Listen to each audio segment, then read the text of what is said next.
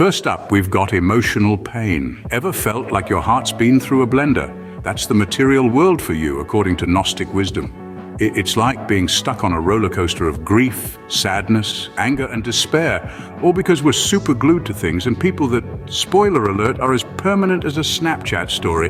Next, we enter the panic room, where fear, anxiety, and panic are the unwelcome guests hogging all the snacks. Gnostics say this is what happens when your ego is too into the material world, kind of like being obsessed with a video game that's actually playing you. It's all about the existential oopsies that come with being a little too attached to this wild ride called life.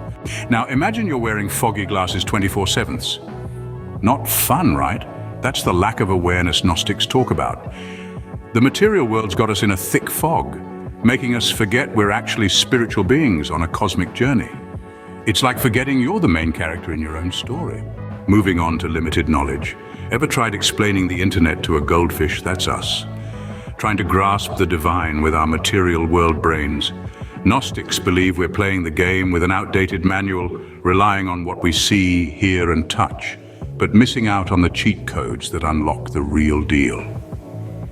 Direct experiential knowledge of the divine.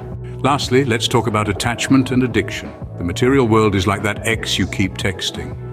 It promises happiness but leaves you on read. Whether it's binge watching, doom scrolling, or that extra slice of cake, we're stuck in a loop of wanting more but feeling less. So, how do we break free from these constraints? Gnostic Wisdom's got the strategy guide. It's all about leveling up your spiritual consciousness through meditation, self-reflection, and diving into sacred texts. Think of it as unlocking your inner Jedi to transcend the material world's glitches and tap into the divine Wi-Fi. And there you have it, folks.